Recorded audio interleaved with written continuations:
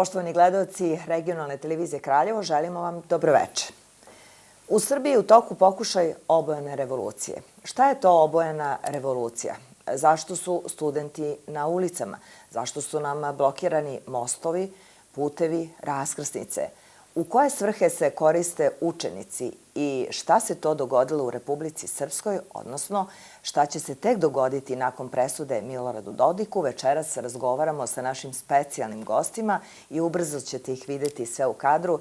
Na početku vam se zahvaljujem na ovom večerašnjem gostovanju i dolasku za Kraljevo. Dakle, sa nama večeras, poštovani gledaoci, profesor Dragan Tančić, Institut za srpsku kulturu u Prištini, dakle, Leposavić, profesor Predrag Čeranić, dekan sa Fakulteta bezbednosti Univerziteta u Banja Luci i profesor Milenko Macura sa Ekonomskog fakulteta u Beogradu. Dakle, još jednom srdačno dobroveče, dobrodošli i evo da damo prvo priliku našem gostu iz Banja Luke.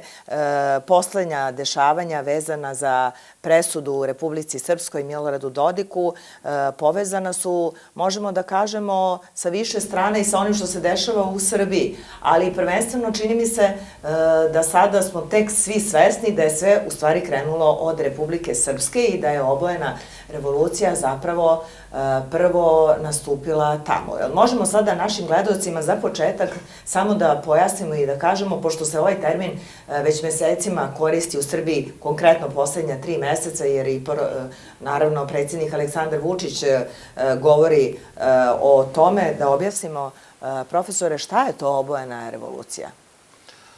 Obojena revolucija je jedan vid prevetničkih dejstava. Dakle, pored državnog udara, puča, svakako da je obojena revolucija, ona o čemu mi objašnjavamo i studentima i tako.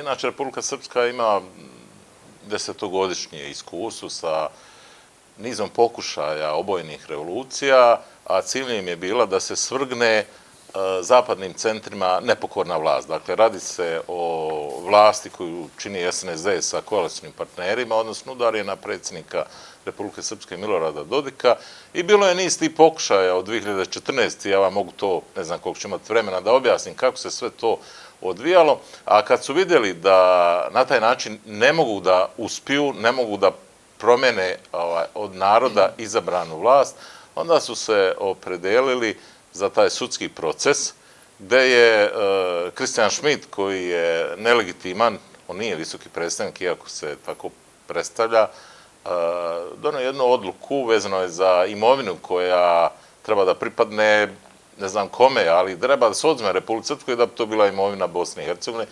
Predsjednik Dodik je potpisao zakon koji je donela Narodna skupština.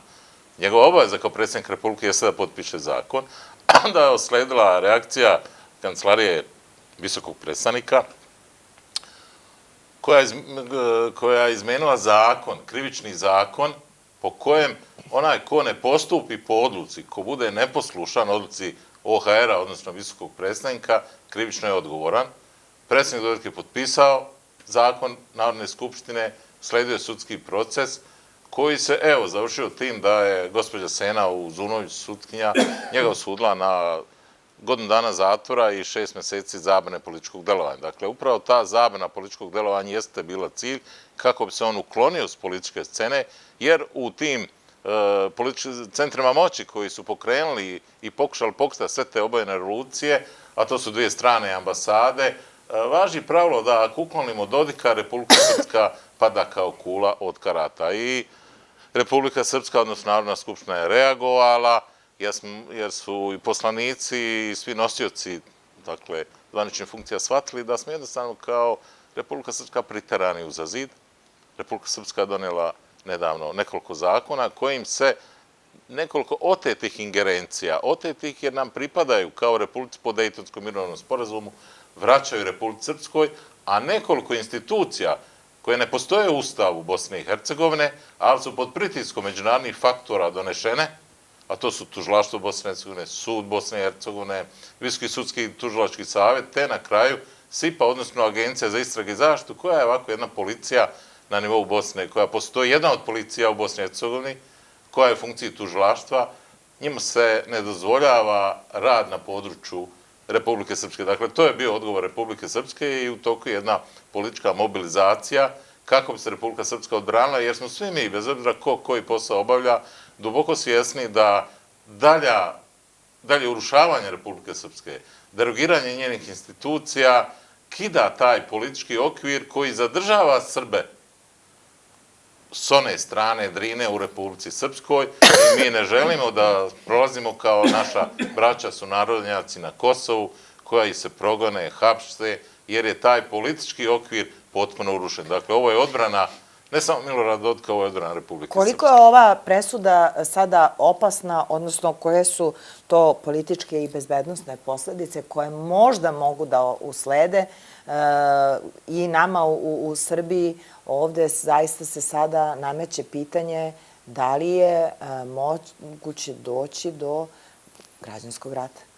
Pa gledajte, kao što sam već rekao... Teško pitanje u ovom trenutku. Nije uopšte teško, lako je odgovoriti u stvari.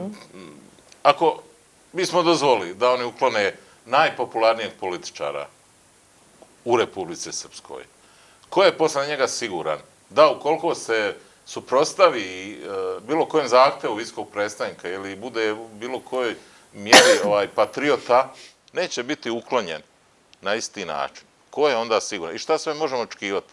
To znači da Kancelarija visokog predstavnika može da donese odluku da sistem obrazovanja Republike Srpske mora da bude na nivou Bosne i Hercegovine, da se kulturno-istorijski spomenici, kao što su naše crkve, da je to u stvari imovina Bosne i Hercegovine, pa i na kraju se ide ka onome što smo i videli u Crnoj Gori u pokušaju, da se stvori neka bosanska pravoslavna crkva ili onome što vidimo na Kosovu. Dakle, jednostavno bi sve te neke kulturne, duhovne, pa i političke tvorevine bile ugrožene. Dakle, ako ne odbranimo predsjednika Republike, mi ne možemo odbraniti Republiku Srpsku i ona će biti zaista urušena.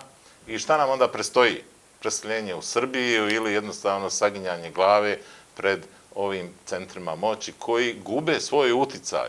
I svem toga treba napomenuti da predsjednik Dodik jeste političar, on je i državnik, i prati geopolitičke promjene, a geopolitičke promjene su ubrzane nakon američkih predsjedničkih izbora.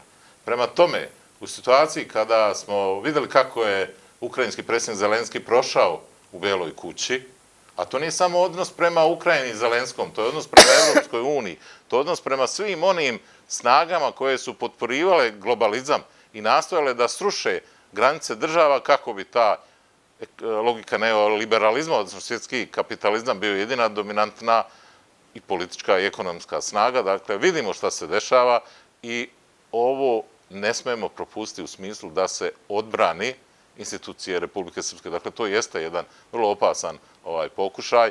Predsjednik Dodik podržava snažno predsjednika Vučića u svim ovim udarima, talasima, što se dešava u Srbiji. Naše iskustvo jeste na neki način drugačije, jer smo u drugačijoj situaciji.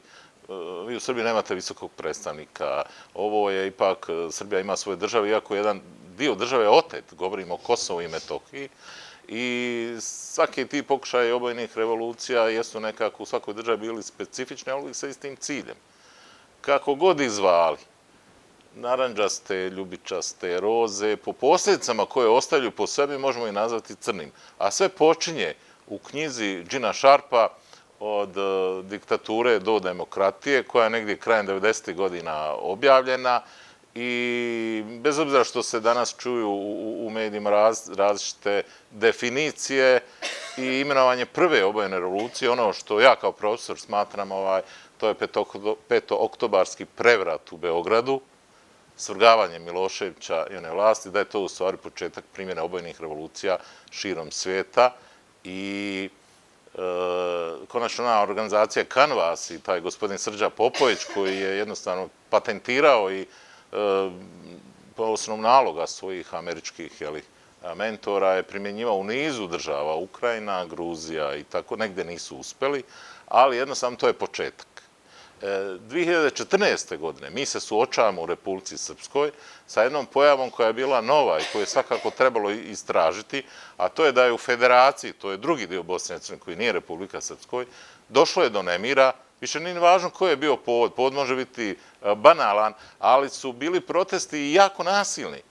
Recimo, u Tuzli je zapaljena zgrada kantonalne vlade, isto se desilo u Bihaću, zapaljena je zgrada kantonalne vlade, dakle, oblasti. U Sarajevu su protestanti bili toliko nasilni da su molotovljev koktel ubacili u zgradu predsjedništva i to je izazvalo određen požar. Zanimljivo je bilo ponašanje američke i britanske ambasade koji su podržali protestante u borbi za demokratiju i tako dalje i tako dalje. Ono što je isto tako jedna zanimljivost, da nisu opozicione partije stajale iza tih protesta, već nevladine organizacije. I tad mi čujemo i vidimo da se formiraju plenumi, da umjesto legitimnih organa kao što su, ne znam, skupština, građani, grupa građana, evo mi smo formirali plenum, neformalna grupa građana, sad su oni vlast. Dakle, otimanje ingerencije od strane neformalnih grupa i u Federaciji su bili zatečeni i policija je reagovala. I to federalna policija. Razbili su te demonstracije i jednostavno kroz saopštenje, objašnjavanje javnosti da ne smiju dozvoliti rušenje vlasti, situacija se vremeno smirivala. Ali, jedna varnica je prenešena u Banja Luku i isto tako protesti, ali u manjem broju, to nije bilo više od 50 ljudi, opet iz nevladnih organizacija. I šta sam ja, recimo, kao profesor zapazio? Da su isti transparenti koji su bili nošeni u Tuzli, pojavili su se u Banja Luci, što govori Josip Poni. I onda je nama iz Ruske federacije, profesor Ana Filimonovna, koja je bila urednik Fonda strateške kulture, to je jedan sajt, jedna stranica koja je godinama izlazila na srpskom jeziku. Ona je ponudila se da održi jednu tribinu u Banja Luci, što je bilo od vlasti prihvaćeno i ja sam pozvan kao gost te tribine i tu je ona govorila o obojenim revolucijama i ukazala nam, kaže, sve ovo što se dešava u Sarajevu Federaciji je s ciljem da se prenese u Republiku Srpsku i da se vi urušite. I onda nam je ona govorila u knjizi Đina Šarpa i u svim tim tehnikama obojene revolucije koje stvari počinju najkraćem ovako. Dakle, prvo se targetira naciljana zemlja, premrži nevladnim organizacijama. To je ono kao, znate, onoj knjizi o Gulliveru i patuljcima, pa je on jednostavno, bez obzira koliko bio visok i snažan, odnosno leputance, bio savladan jer su ga oni premrezili mrežom. Upravo ta mreža nevladnih organizacija je prvo što se uradi u napadnutoj zemlji, a zatim sledi kupovina stvaranja novih medija i kupovina uticaja u medijima. I zatim se pronađu ambiciozni, a neostvareni političari koji nisu uspeli na vlast da dođu u izborima i potom šta slijedi? Slijedi jedan banalan događaj. U Alžiru je na pijaci došlo do nereda, do sukoba sa komunalnom policijom. Kod nas, mi smo imali 2018. Čitavu godinu je trajao jedan pokušaj da se iskoristi jedna tragična smrt jednog mladića za prevrat. Dakle, iskoristi se jedan često banalan događaj za proteste, za pozivanje na mirno okupljanje građana, a ta mirna okupljanja uvijek završe nasiljem i to upravo upadom u Narodnu skupštinu. Ono što vrijedi istaći je da se nosioci vlasti uglavnom su inertni. Oni zanemare opasnost od obojnih revolucija i uvijek se nađe tu neki savjetnici koji kažu, ma nije to ništa, to će proći. Evo ide svetsko prvenstvo, niko neće obratiti pažnju na te događaje i tako dalje. Kad voda dođe do grla, onda vlast reaguje. I sad vrlo je važno kako vlast reaguje. Recimo, Milošević je grešio u tome što je primjenjivao represiju, što je policija razbijala demonstracije, tukla i tako dalje. Potrebne su sasvim druge tehnike, sasvim drugi metodi da bi se obojena revolucija umirila i ugušila i konačno, pošto se ovih dana često spominje knjiga koja je protiv obojene revolucije, pa isti taj Gene Sharp napisao je knjigu kako suzbiti obojenu revoluciju.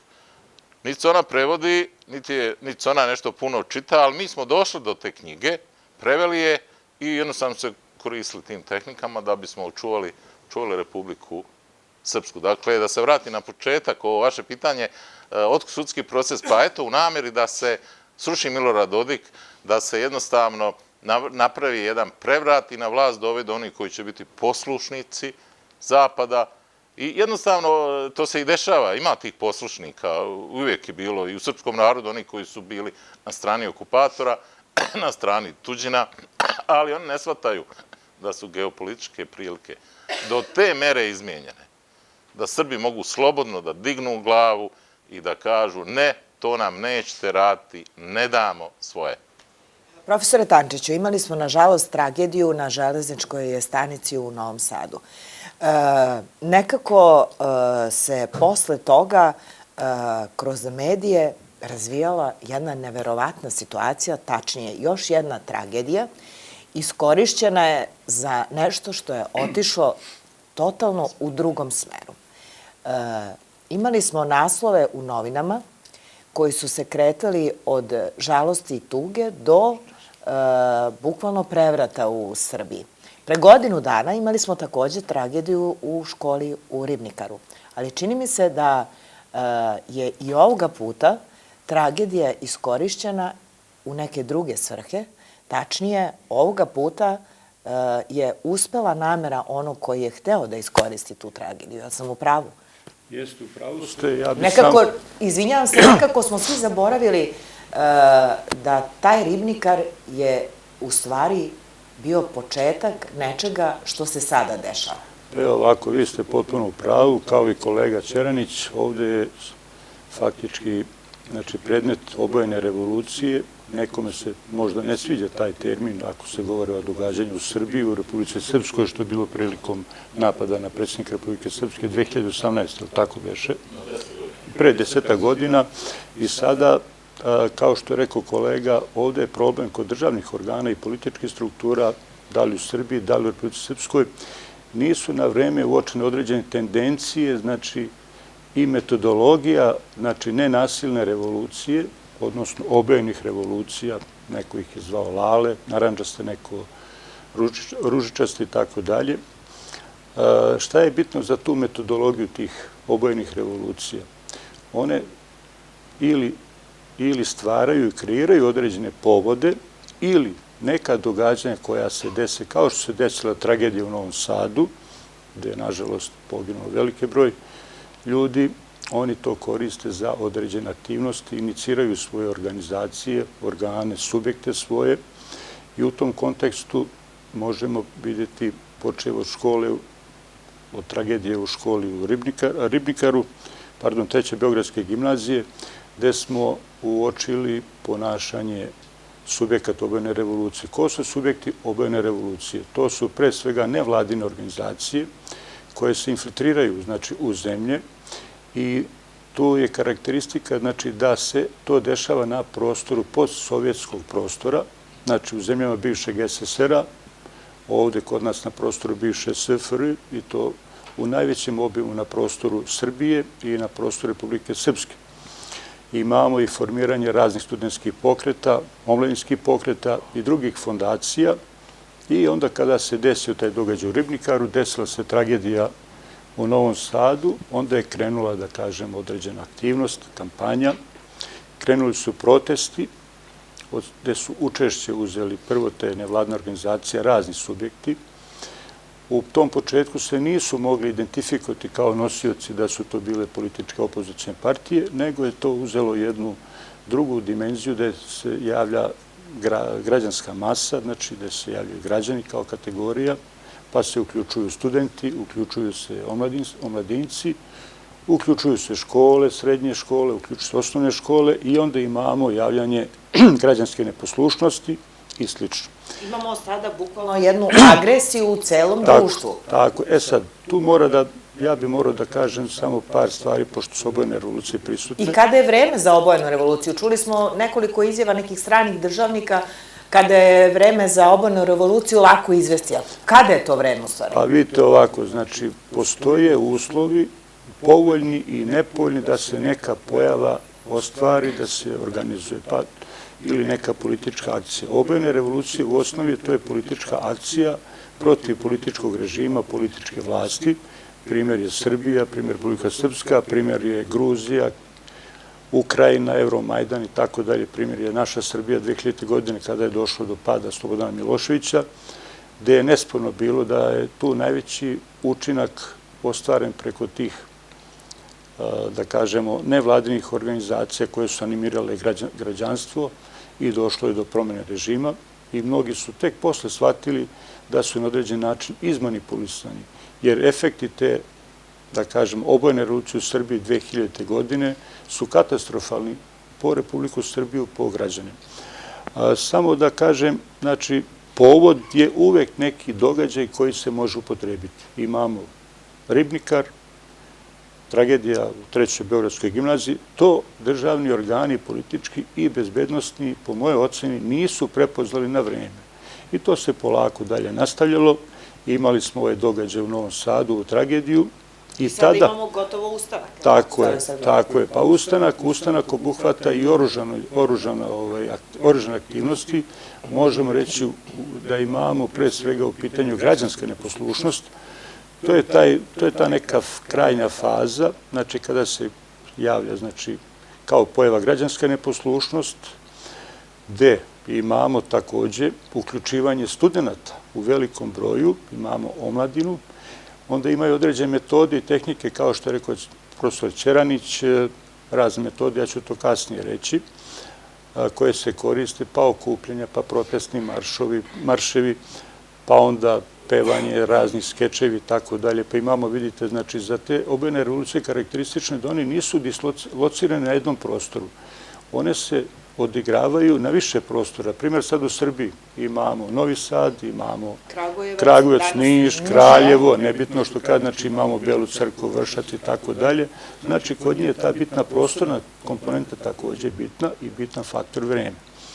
Ja moram da kažem, znači, da je osobina tih obojenih revolucija da izvrše politički prevrat. Znači, mimo izbornog procesa, to im je osnovna neka namera, cilj, da se svrgne politička vlast bez izbora. Znači, to su neki novi modaliteti sada trenutno.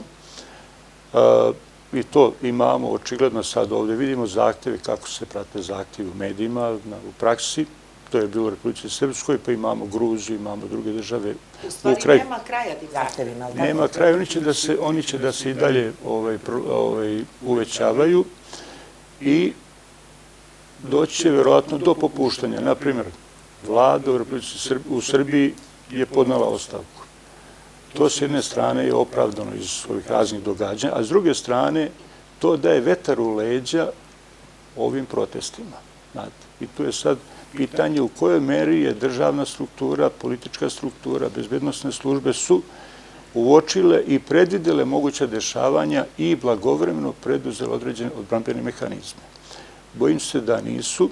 Primjer, kad su počela ta dešavanja oko tragedije u Novom Sadu, moramo budemo objektivni da gledamo jednu i drugu stranu, znači imamo u tim početnim fazama prekomernu upotrebu sile od strane represivnih organa policije, što nije bilo dobro. I kolega Ćeranić takođe to istakao kada je pričao. S druge strane imamo rad tužilaštva u Novom Sadu koje je takođe postupalo represivno. Sve to se moglo izbjeći i to nije dobro. Kada se branite od takvih aktivnosti, morate se daleko suptilnijim metodama braniti. Znači, ne treba izazivati reakciju, jer sve te reakcije, znači državnih organa, represivne mere su izazvale inat, prkos kod srpskog naroda i onda je došlo do povećanja intenziteta aktivnosti na protestima. Mnogo mudrije je bilo postupiti drugačije, ali dobro, posle toga vidimo šta se dešavalo. Predsjednik Republike Srbije Aleksandar Vučić po meni je uočio u nekom vremenskom periodu da je došlo do prekomerne upotrebe sile i potpuno je pravilno reagovao tako što je izvršio aboliciju svih učesnika protesta da krivično ne budu procesuirani. Dobro, da li smo sada možda, moram da vas prekinemo, otišli u neku drugu krajnost, dakle imamo često pitanja građana zašto država u nekim situacijama ne reaguje, jer dakle postoji i ona druga Srbija koja hoće da prođe ulicom, hoće da ide u školu, hoće da nastavi sa radom, a ne može. Pa se sada postavlja pitanje šta je sa tom drugom Srbijom? Pa evo ovako, po mojoj proceni, znači, kao što i kolega Ćeranić istakao, i ja smatram da državni organi u Srbiji... A govorit ćemo, izvinite, prvenstveno posle i o deci, đacima prvenstveno. Govorit ćemo, to će kolega možda najbolje, na njih mislim, profesor Macura, to objasniti. Znači, ovde izostaje blagovremeno i pravovremeno, bi da kažem, opravdano reagovanje državnih struktura u vezi tih događanja. Znači, imamo i s druge strane jedan veliki broj građana koji su protiv ovakvih događanja, a očigledno da organi koji treba time da se bave nisu na valjan način reagovali. Znači, nisu prepoznali određene pojavne oblike ovih protesta, nisu predvidjeli dalje razvijanje ovih aktivnosti i onda je došlo, što kaže, do jednostavno određene inercije, znači inertno se delovalo, usporeno, mislim su bili zatečeni, nisu uočili i onda je verovatno posljedica toga to što jeste, što je to polako pusteno, ali je došlo do promene u ponašanju strane državnih organa i političkih organa. Znači, vidimo sad da policija obezbeđuje protestne aktivnosti, znači, nema više prekomerne upotrebe sile niti od strane policije, niti od strane tužilaštva i to je jako dobar pokazatelj. Znači, da već se uočilo nešto što se treba uočiti odmah na početku. Tako da, za dalje vidjet ćemo, što kaže, o tome odlučuju organi, a s druge strane, pretpostavljam da se struka, mi koji se bavimo politikom, političkim procesima, naukom, nisu konsultovani od strane ministara. Ne može ministar ili neki funkcioner da vozi avion, ne može bude mehaničar. Tako da ne mogu oni, iako su na političkoj poziciji države, ne mogu oni da na valjan način pojasne ovaj fenomen, pojavu obojenih revolucija na prostoru Srbije ili Republike Srpskoj i bilo gde, nego su trebali konsultovati ljude koji se bave tim pitanjima. Kao što je profesor Čeranić u Republike Srpskoj u dobroj meri bio pitan i učestvovao u suzbijanju obojene revolucije na jedan, da kažemo, diplomatski način, znači bez upotrebe sile u toj nekoj meri i tako dalje, tako i u Srbiji je neophodno da se posluša neko ko se bavi tim pitanjima sa aspekta nauke. Da li smo sada zakasnili sa pitanjima? Nismo zakasnili, znači ovo ništa, ovo je proces koji traje kao što su oni koristili određenu metodologiju Gene Sharpa iz te knjige, ona je objavljena 1999. od diktature do demokratije, pa evo sad, to nisam znao, urađena knjiga Kako se suprotstaviti. Ovde je metodologija vrlo prosta.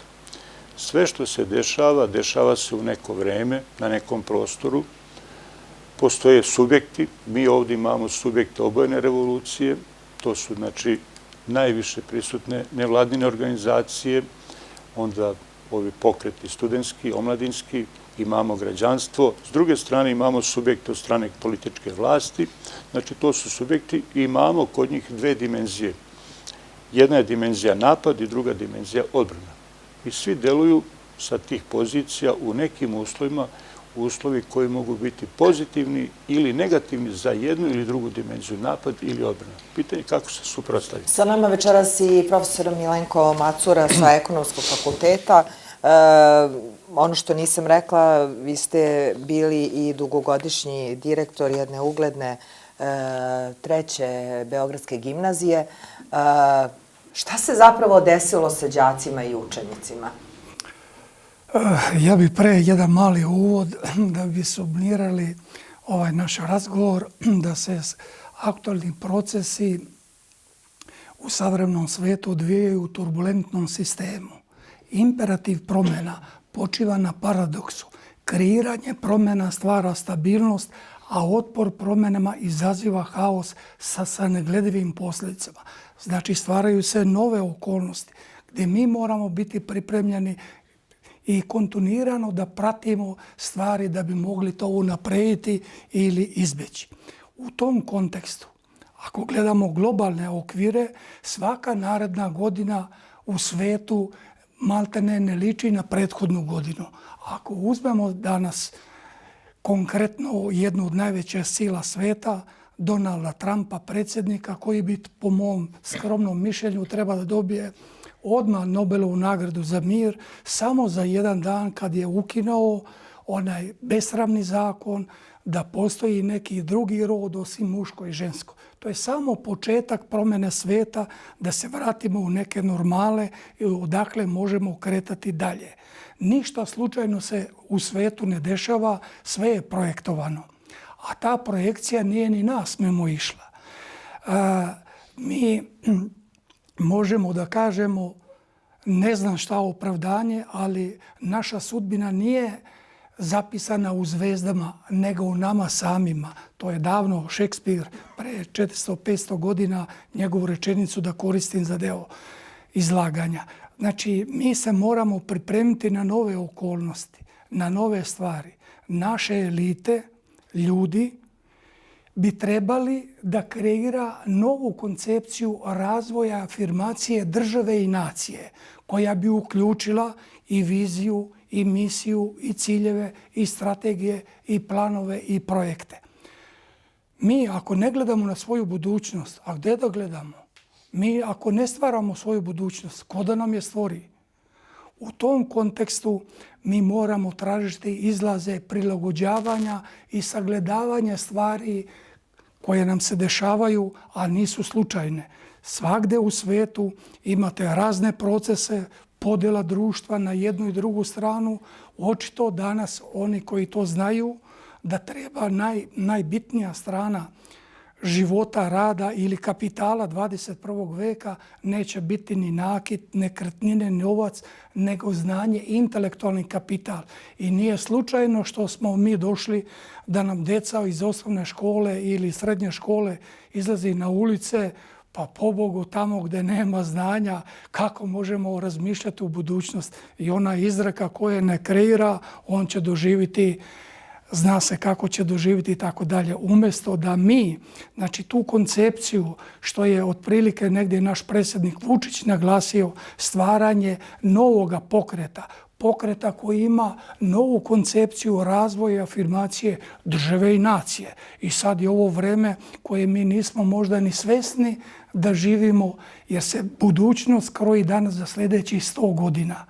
Znači, po prvi put nama ogromna šansa, jer imamo odlične odnose ili savremene odnose sa velikim silama sveta, naravno uključujući od Rusije, Kine do Amerike. Sada to treba iskoristiti, povezati stvari, staviti u kontekst da se i mi konačno opredelimo i vidimo sebe u savremenom svetu u kome živimo. Koliko su društvene mreže uticale danas na ponašanje naše dece? Pa znate, tehnologija uvek pomaže, ali i odmaže. Sve zavisi u koju svrhu mi to koristimo. Društvene mreže direktno danas su povezale decu. Danas svak može da odgovori na neko pitanje ili postavi pitanje koje nije relevantno i se okupljaju. Nikad u istoriji nije bilo takva brzina informacija koja može da stigne do svakoga čoveka. Komunikacije su postale ključ okupljanja, ključ malverzacija i ključ uspeha. Sve zavisi, znači ne jede više veći sporije, nego brži sporije, ne veći manje, nego brži sporije. U tom kontekstu društvene mreže danas odigrale su ulogu, a tehnologija inače je pomogla da stignemo danas tu gdje smo stigli i ona će biti sve veća i veća, koja će prići svima od deke, bake do malog deteta koje je u predškolskoj ustanovi. Kako biste okarakterisali aktuelno dešavanje u 5. Beogradskoj gimnaziji? Kako uopšte nakon takvog dešavanja, jedne takve scene, a svi u Srbiji smo sada to gledali, kako decu vratiti na normalan čas? Da li će taj učenik moći da ima poštovanje prema profesoru i profesor prema njemu sutra kada možda u jednom trenutku taj đak ne dobije ocenu koja mu se bude sviđala, pa će možda ustati i reći: profesore, ja sam vas podržao na protestu, podržite i vi mene, evo od danas ne idem u školu, nezadovoljan sam vašim ocenjivanjem. Jer uopšte je moguće da se vrati sve u normalu posle ovakvih scena. Mi imamo tu nepoštovanje, imamo agresivno ponašanje, imamo bes, bunt. Pa znate kako, diskriminacija je za običnog građanina, neko je ugrozio moju slobodu, moju demokratiju. on sa novom reči plenum, koja ništa ne znači, može da manipuliše kako god hoće. Vi sad imate plenum i u srednjim školama. Plenum odlučuje. Šta je plenum taj? Da se nas dvoje dogovorimo kako ćemo dalje u životu da radimo. Idemo svi, ne do Bog, u neke negativne stvari ili u pozitivne strane. Ali nije slučajno plenum kao plenum da nema podršku onih koji su to kreirali, jer ništa nije slučajno, sve je projektovano da dekani ili uprave ili oni upravljački sloj menadžmenta koji je non stop budan da vidi, to je kao da u bolnici dođe pacijent i nema doktora, nema medicinske sestre, da pusti šta će sa njim biti ako je bolestan. On mora da nestane ili da premi negdje da doživi nešto što ne treba da doživi. Znači, mislim da je zakazao sistem, a to je onaj sistem koji je turbo, misleći ba nije to ništa, to su dečica i tako dalje i tako dalje. Ako znamo, a znamo da preko 27.000 prosvetnih radnika su na donaciji nekoj stranoj, a ovo mu je jedan stalni posao i sad mora opravdati svoj honorarni rad koji je dobio i koji treba staviti u službu, što je najžalostnije da upotrebi decu. Znate, za vreme covida deca su išla u školu, za vreme rata su deca išla u školu, a kome odgovara da nema znanja? Znamo kome odgovara. Kada uništite znanje, uništili ste budućnost. I tu možemo potpuno da budemo svesni da oni koji su to projektovali nisu slučajno. Znamo otprilike i koje su strane sile i tako dalje koje deluju i ostvaruju svoje ciljeve, nažalost koji mi nismo poklonili dovoljnu pažnju da možemo da se izborimo sa tim. Vratit ćemo se na učenike. Profesore Ćaraniću, bilo je pokušaja terorističkih napada. Da li je takva situacija sada moguća ili takav scenario, ne daj Bože, ali i u Srbiji? Gledajte, pored svega ovoga. Terorizam jedan je globalna pošast, dakle jedna opasnost, ali to je jedan isto tako metod da se postignu određeni politički i geopolitički ciljevi. Ja kada studentima objašnjavam, a mi imamo jedan poseban predmet pod nazvom terorizam, jer upravo je Bosna i Hercegovina država gdje se desilo nekoliko terorističkih napada, onda uvijek kažem da je terorizam nasilje, čak i prijetnja nasilja, od pojedinca ili određene grupe koja širenjem straha želi stvoriti haos, unijeti strah prvenstveno u institucije bezbednosti kako bi realizovala svoj politički ili ideološki cilj. I teroristi, oni žele javnost, znači što više odjekne njihova vijest, oni smatraju da je njihov uspjeh pod navodnicima tim veći. Dakle, radi se o realizaciji političkih ciljeva, odnosno geopolitički, ako je to u nekom globalnom kontekstu. I kao i svaka ideologija, recimo taj vehabijski pokret o kome smo mi često govorili u Republici Srpskoj, jednostavno koristio terorizam i koristi misionarski rad. Misionarski rad znači širenje svojih ideja. Internet je dušu dao za širenje ideja različitih vrsta i društvene mreže koje ste vi spominjali. Prema tome... Svakodnevno, tako, što je potencijalna meta za ne daj Bože. Pa gledajte. Jeste razmišljali možda u tom pravcu?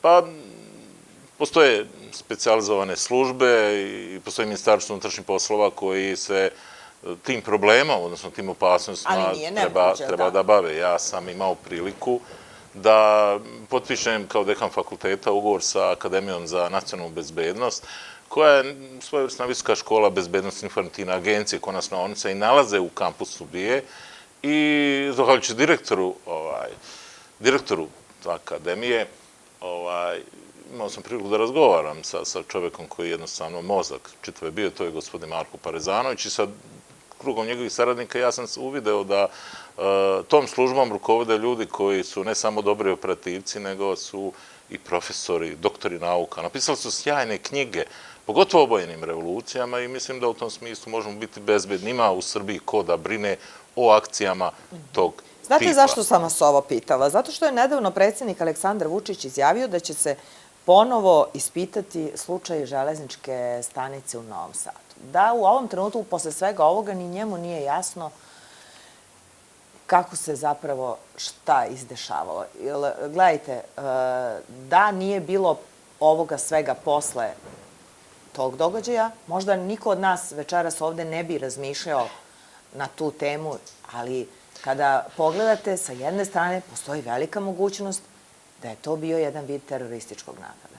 Pa gledajte, koliko sam ja, slušao sam dakle predsjednika Vučića kako je rekao da mu je iz neke strane obavještajne službe, zapadne službe, tražno da nakon tragedije u osnovnoj školi Ribnikar ponuđeno da ovaj ubica bude njima predat i tako dalje i mislim da je on rekao u tom kontekstu da će preispita da li je to bilo ciljano, namjenski, teroristički napad i drugo. A što se tiče ovo... Novog Sada, kada vas pitam, svi smo gledali taj snimak, zaista malo čudno kada nešto pada u istom trenutku, znači istovremeno leva, desna strana, nemate nikakvog kucketanja, nemate... Želim ovo da kažem. I kad je u pitanju terorizam i kad su u pitanju obojene revolucije, onda je potreban jedan širi front društva da bi se suprotstavili toj pojavi. Dakle, borba protiv terorizma nije stvar samo policije i specijalizovanih službi, to je posao i za obrazovne institucije, to je posao i za religiozne organizacije, crkve, islamsku vjersku zajednicu, govorimo o Bosni i Hercegovini, to je posao i za finansijske institucije, vidimo koji su to tokovi novca, to je posao svakako i za medije i nevladine organizacije, ali moram jednu dopunu ovog svog pređašnjeg izlaganja. Kad kažemo o nevladinim organizacijama kao jednom generatoru ovih obojenih revolucija, tu treba istaći da se radi o nevladinim organizacijama koje primaju novac od stranih vlada. Jer, pazite, nevladine organizacije su i udruženje boraca, udruženje malinara, koji se bore za svoje cilje. Nevladine organizacije koje su finansirale organizacije tipa USAID i slične, Rockefeller fondacije, druge, to su te nevladine organizacije kojima ja govorim, tako dalje. Znači, potreban, i kad je u pitanju ovo što vi govorite, rušenje nastrčice koje je zadala jednu tragediju, jednostavno bila ukidač za sve ove proteste, tu je potreban širi front. I ministri nadležni da se oglase, profesori, ljudi iz javnog života, iz medija, tako. Nije dobro ako samo jedan noslac izvršne vlasti, bez obzira koliko on bio odgovoran, o tome ukazuje i nastoji s tome suprotstaviti. Znači, ono što meni zapada u oko jeste da je ćutanje nadležnih ministara i drugih ministara i šireg jednog društvenog fronta koji se, da se javno ukaže, objasne neke pojave. Mi u Republici Srpskoj, ja sam tu pozvan da govorim, smo o obojenim revolucijama govorili sa različitog aspekta i o terorizmu, sa različitog društvenog aspekta, jer je to opasnost koja ugrožava jedno kompletno društvo. Dakle, uvjeren sam da policija Srbije je jako dobra policija i to je u međunarodnim okvirima poznato. Isto tako je ova bezbjednostna informativna agencija, on će raditi svoj dio posla. Ali nisu te institucije dovoljne da se same nose s tim problemima. Informacije do kojih oni dođu često ne mogu da se iznose u javnost. Pa i predsjednik Vučić nije rekao koja zapadna služba je to rekla. Ali zato ljudi koji rade u prosvjeti, u visokom školstvu, u medijima i drugim segmentima društva, evo pokušao sam da ih nabrojim, su ti koji bi trebali da nastupe u javnosti i da ukazuju o čemu se tu radi. Prema tome, isto je bilo dobro ovim, kolega je govorio o projektima, novcima, pazite, ja često u Banjačkom univerzitetu kada govorim i kada čujemo oko neke inpute da treba više projekte da radimo i tako dalje. Projekti Evropske unije, projekti ovoga, projekti ovoga. Šta ja tad kažem, evo i sad ću da kažem. Pa vidite, rekao, univerzitet je prvenstveno obrazovna institucija. Mi treba da damo društvu ljekare, inženjere, pravnike, ljude koji se bave pitanjima bezbjednošću, ekonomista, itd., itd. Dakle, naša primarna funkcija je obrazovana. A da bi nastavnik postigao to, da ima kvalitetne ljude u različitim profesijama koji poslije su u društvu, on naravno treba da piše radove, objavljuje knjige, učestvuje na konferenciju i da učestvuje u raznim projektima. Ako obrnemo teze, Pa je prioritet za nastavnik da on učestvuje u raznim projektima, do čega mi dolazimo. Dolazimo do toga da, imajući u vidu da kroz projekte dolazi novac. Kuda je taj novac? Evropska komisija, američka, britanska ambasada i tako dalje. Nije problem što dolazi novac kao neka dodatni izvor prihoda našim nastavnicima, ali kroz te financije dolazi ideologija. A ta ideologija koja je do sada dolazila, ona je bila u suprotnosti sa, recimo, javnim politikama vlade Republike Srpske. Ja sam na to ukazivao. I to je ovo što sam ja, što sam shvatio kolegu Macuru, da jednostavno imate situaciju da su i nastavnici, recimo, uključeni u razne neke projekte i onda bojim se da se u tim situacijama plata podrazumijeva, tu da je vlada, ali projekti, oni su tu gdje se treba dodatno angažovati. Ali pošto dolazi ideologija, odnosno druga politika, onda mi imamo tu situaciju da je preče zadržati ovo što dobijate sa strane, nego li shvatiti ozbiljno da ste vi plaćeni za jedan obrazovni proces, prosvjetni rad i tako dalje. Konačno, ove geopolitičke promjene idu na ruku i Srbiji i Republici Srpskoj. Gašenje USAID-a, koji je davao najviše donacija za te razne projekte i tako dalje, jednostavno stvara jednu drugačiju sliku i isto tako, evo, čujem to i kod nas u Republici Srpskoj i ovdje opozicioni mediji i tako ukazuju, pa dobro, USAID je davao novac i vladnim institucijama itd. Jeste, ali znate, oni vam ofarbaju školu, opreme jedan kabinet, ali onda kroz nevladin sektor ruše vam državu. Znači, to ne treba poistovjećivati. To što je išlo u vladu, išlo je u neke konkretne namjene i to se da lako provjeriti u šta je trošen novac. Ali ovo što je trošen novac u nevladnom sektoru, pa imamo kod nas situaciju u Bosni i Hercegovini da je $420 miliona, koliko je se i dao institucijama Bosne i Hercegovine, 250 ne mogu da nađu kako je utrošeno, u šta je utrošeno. Pa konačno, evo, ministar financija Bosne i Hercegovine, predsjednik Republike Srpske, gospodin Amidžić je javno rekao na RTV servisu da je, kaže, gledajte, USAID je darovao je toliko novca, ali je tražio $80 miliona da im se vrati u 2 instituta koji su na istoj adresi u Sjedinjenim državama. On kaže, dobro, je li moguće da su 2 instituta na istoj adresi i da se vrati $80 miliona? Sve to se sada ispituje od strane istražitelja FBI, odnosno posebnih izaslanika američke vlade. Je li to bila korupcija? Znate, nama često u Republici Srpskoj izvršnoj vlasti spočitavaju korupciju, znate, ali ta korupcija je boljka svakog društva. Ja ne mogu da kažem da nema korupcije u Bosni i Hercegovini, u Republici Srpskoj, u Srbiji, pa ima je u Sjedinjenim državama, evo, sad čujem od predsjednika Trumpa.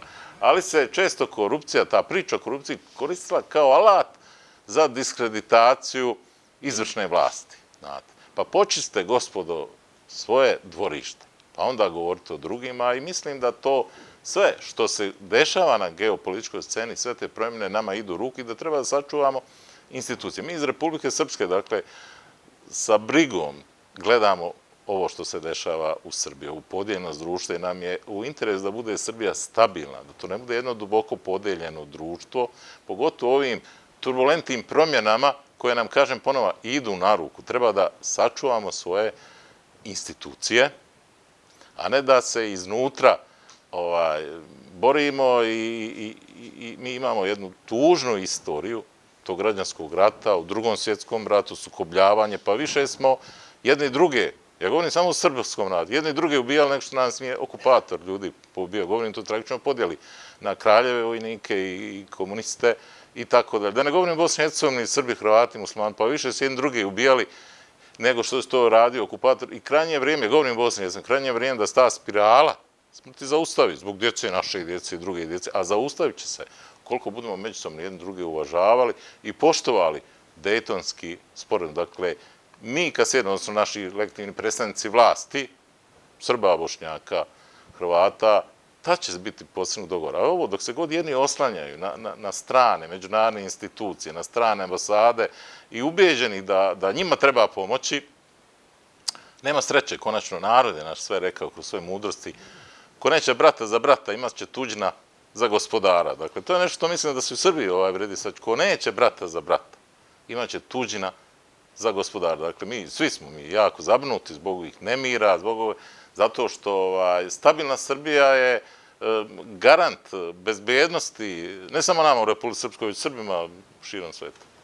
Pančiću, Samo još na kolegu se nadovežem. Znači, ovo što je kolega rekao, znači, vrlo bitna činjenica jeste kod obojenih revolucija, znači, podrška spolja.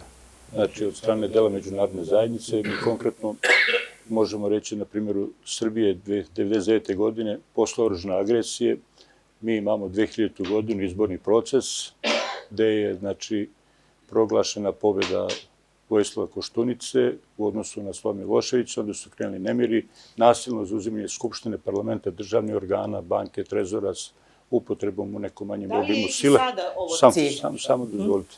Znači, tako da mi imamo, znači, tu i iza te podrške s polja stajale su i stoje i danas, znači, obaveštajne službe, znači, SAD-a, engleske pretežno, potom Nemačka, Francuska, Hrvatska je jako agresivna obaveštajna služba na ovim našim prostorima i na prostoru Republike Srpske.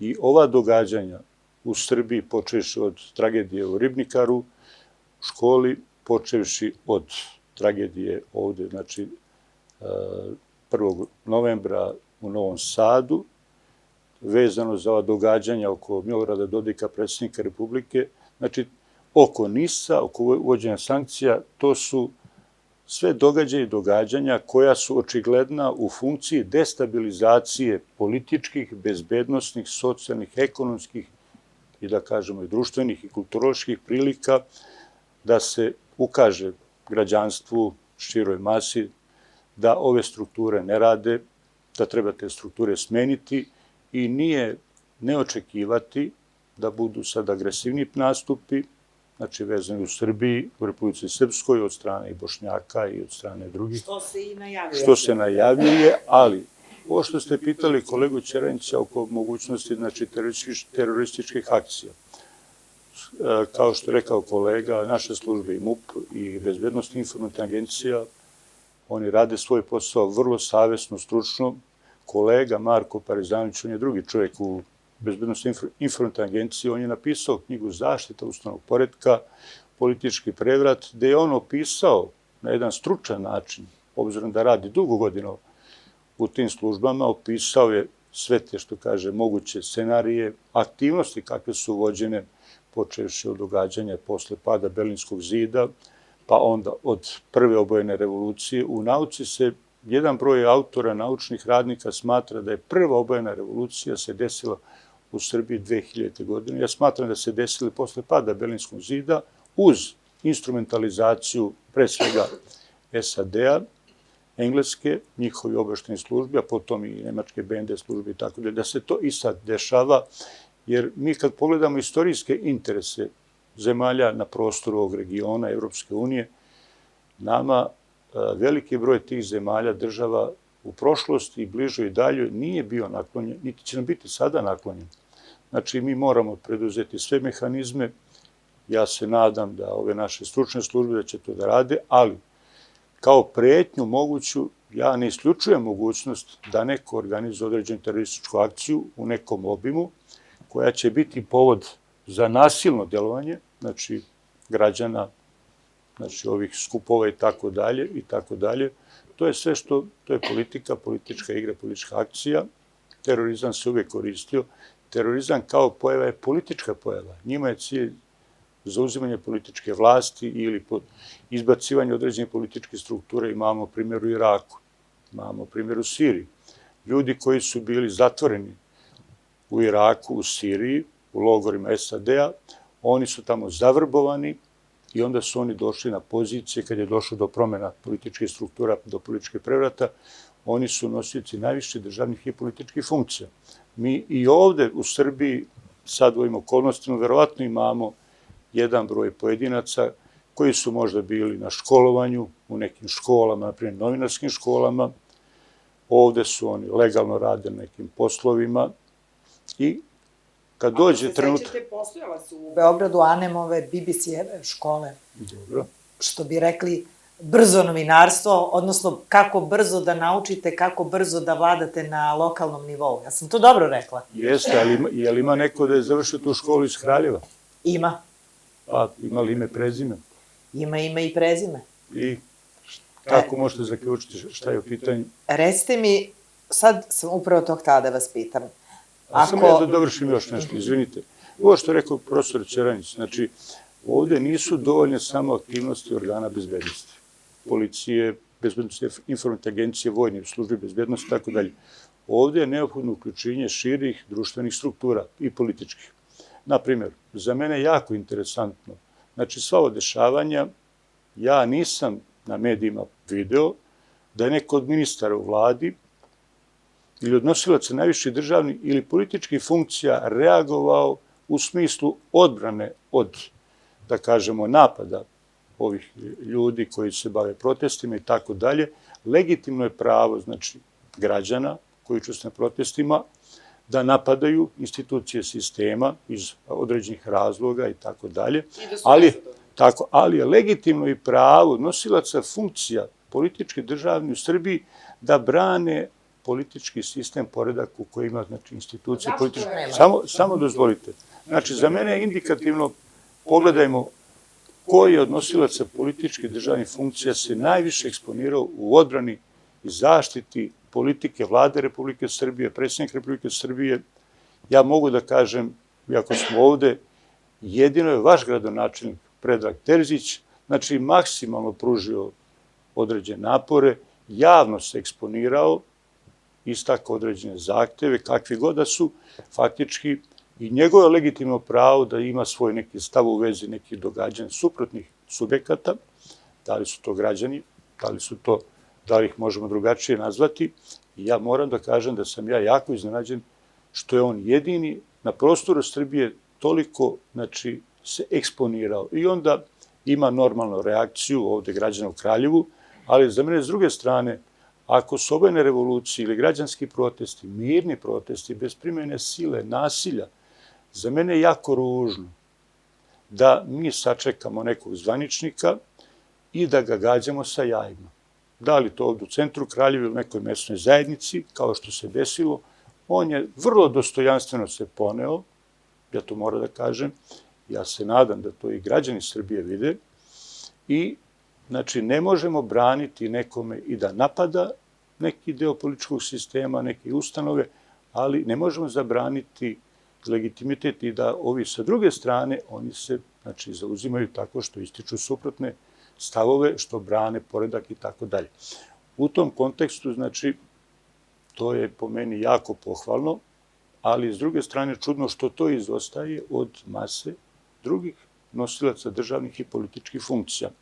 Sad ja moram da kažem, po meni, možda je to suštinska stvar, na Saveznu Republiku Jugoslaviju 1999. godine izvršena NATO agresija. Posle toga je prestala 10. juna i ja moram da kažem da se i dalje ta agresija nastavlja, ali ne više oružanim putem, nego neoružani oblici agresije prema Srbiji, prema Republici Srpskoj su prisutni od 1999. i dalje. Jedna od formi te neoružane agresije jesu i takozvane obojene revolucije. Podsticanje na revolucije uz pomoć spoljnih službi, i mi sad imamo ovde, vidimo da se sad preko medija, da su vrlo zainteresovane sad provere šta rade te razne fondacije, međunarodne organizacije koje su finansirane s polja. Zašto se čekalo godinu dana? Što se nije reagovalo mnogo ranije? Ma zašto se nije reagovalo pre 5 godina? To je pitanje. Znači da se sistem uspava određene strukture. Da li je to politička volja da se ne dira? Da li su strukture bezbednostne imale nameru to da čine? Pa eto, neko iz politike rekao nemojmo to dirati, da ne bi pravili neke probleme i tako dalje. Ali hoću kažem da je to. Znači mi mora da imamo u vidu da sve što se dešava mi istorijski imamo tačno definisano, znači okruženje država koje su uvijek imale istorijske interese usmerene protiv Srbije i imamo ih i sad. Nama Engleska nije naklonjena, nama Nemačka nije naklonjena, kako god mi misli, Francusku u nekoj meri, susedne neke države i tako dalje. Kažem, najagresivnija obaveštajna služba Hrvatske po svim, znači, komentarima u medijima, napisima, stručnim radovima i tako dalje. Ja se nadam da će se moći Republika Srbija izboriti na jedan mudar način, na jedan diplomatski način, jednom mirnom, mudrom diplomatijom i da će se izaći iz ovih problema i da će se sistem stabilizovati. Jer nesporno je da je osnovna namera obojenih revolucija, protesta, destabilizacija ukupnih prilika u datoj državi. I u Srbiji, Republici Srpskoj, i to treba dovesti u neko stabilno stanje i ja se nadam da će to biti tako. Profesore Macura, šta će biti sa studentima i učenicima? Dakle, srednje obrazovanje nije obavezno. Mi ovde u Kraljevu imamo gimnaziju koja je u totalnoj obustavi i još nekoliko srednjih škola. Čak deci nisu zaključene ocene ni za polugodište. Idemo od početka. Ne možemo govoriti svi studenti, nego deo studenata. I taj deo studenata je uzurpirao ili diskreditirao ostale studente koje žele i kojima je namera da studiraju, da što pre završe fakultet, da krenu u posao i tako dalje. Ali svi nešto čekamo. A šta je to što čekamo? Svi čekamo. Ako uzmemo, evo, ja neku svoju kompetenciju, da vam kažem iskreno, elitnu gimnaziju koju sam vodio godinama, trebalo je mnogo vremena da stignemo na prvo mesto, da svaki učenik, verovali ili ne, bilo je minimum 100 poena od mogućih 100. Najbolji učenici su dolazili i najbolji izlazili. Završili su sve državne fakultete u redovnom roku i po celom svetu. Danas su to poznati inženjeri, profesori, lekari, arhitekti, advokati i tako dalje i tako dalje. Mi se moramo posvetiti deci. A malo pre smo to spominjali, ako nemamo viziju, ako ne možemo napraviti od 257 gimnazija u Srbiji da bude samo jedna ili neka druga, mi moramo svi holistički prići tom problemu da svako mesto ima svoju gimnaziju, elitnu, kao da ne kažem sada u celom svetu gdje se otvara prostor za napraviti jedan proizvod. Nekome treba 5 dana, neko 7, a za dobroga čoveka treba 25 godina. Kako da profesore sada i decu vratimo u škole, na fakultete? Vratiti profesore i decu je najlakše vratiti. Jednostavno treba snimiti, nisu sva deca, sve škole u bojkotu, koliko znam, možda nisam u preciznim podacima, 95% dece ili škola rade, da li će to biti malo skraćeno ili neki drugi vid. Ali je činjenica da su svi pod pritiskom. Ali sada ako profesor, kakav je to moral čoveka koji sad tera vaše dete da ne ide u školu? Treba da se zapitamo. Izvinite, znamo zakoni kako funkcionišu. Onaj ko želi ili ko se ogrešio treba da ima neko opravdanje, ali izvinite, ima ljudi koji mogu u zamene da rade i da se krene u normalu, jer ko pobogu da nekome pravo da moje dete ili vaše dete ne ide u školu? Kad će to nadoknaditi? Na koji način? Na koji način? Napraviti dobru školu, biti konkurentan u svetu, imati svoju budućnost je najveći uspeh. I rekli smo da je najveći kapital 21. veka intelektualni kapital i on se mora gajiti i mora se na njemu raditi. Svakom detetu odgovara da ne ide u školu, pobogu, to je tako logično da ide do 1., 2., 3. kafića i tako dalje i tako dalje. Znači, mi moramo preduzimati preventive da ne dođemo u situaciju u kojoj smo došli. Sad kad smo došli, mislim da ta mala manjina ili mala manjina studenata će vrlo brzo shvatiti da ne može dalje, da nije u interesu njegovog ni njihovih roditelja. Jer ako roditelj dozvoli da njegovo dete ne zna šta će sa sobom, treba da se zapita. Koliko su učenici izmanipulisani? Ajde kažemo, studenti su već zreli ljudi, znači imaju pravo, ali šta je sa decom do 18 godina? Ma izvinite, nisu studenti toliko, zato jesu studenti, onda bi oni preuzeli mesto, zato je student da uči, da radi, da bi došao do toga. A ova druga deca koja jesu, njima odgovara i naravno profesori ili nastavnici iz raznih organizacija žele da produže svoj deo, od njega nije. Ako ga nije briga za svoje dete, kako će biti za moje? Ali su studenti ipak zauzeli fakultet. Jeste, neko im je dozvolio, izvinite. Može li on u rektorat da bude rektorat koji je simbol nad simbolima, da tamo spava, da pravi žurke i ostalo drugo, da niko nije odgovoran i zato postoji odgovornost.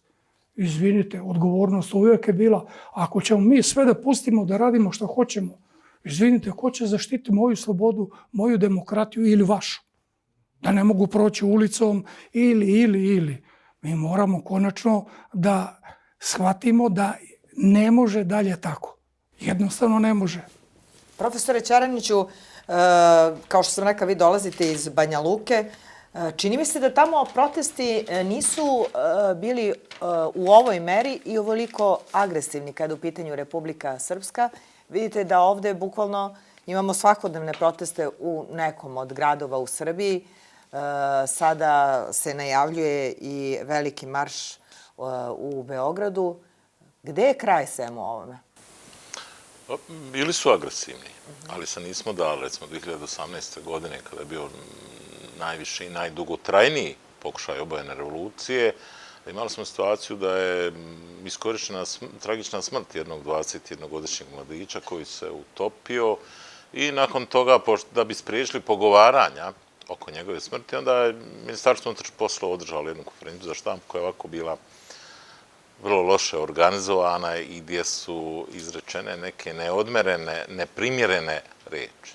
Znate, ja sam to pokušao da objasnim gore šef kabineta ministra unutrašnjih poslova odmah nakon te konferencije, rekao sam, gledajte, mladić koji izgubi život, a ima 21 godinu, ne možete javno reći da je on bio narkoman, da je on nešto krao, da je bježao i da se u svemu tome on utopio. Imate u narodu onu izreku o mrtvima sve najbolje. Rekao, tamo da je sve tako kako su i rekli. To se ne smije javno govoriti. I da sam bio u pravu, vidjeli smo da je to bio ta nesrećna konferencija, jedan okidač za okupljanje rodbine, prijatelja i ti su protesti, bez obzira koliko se vlast trudila da iziđe u susret, pa smo imali slučaj da je druga obdukcija tijela, pa druga istraga, pa ono, to je jednostavno kada je bilo dolivanje ulja na vatru. Jer se vrlo brzo, nakon toga bunta i stvaranja ovih protesta, uključio strani faktor. Predsjednik Dodik je bio konkretan. 5 britanskih agenata je upravljalo cijelim procesom i u Sarajevu isto bilo neko kanovas odeljenje, mogu ga tako nazvati, gdje su birali fotografije, rečenice koje će preko društvenih mreža, preko Facebooka najviše plasirati kako bi se uticalo na javno mnjenje, prvenstveno na ranjive društvene grupe.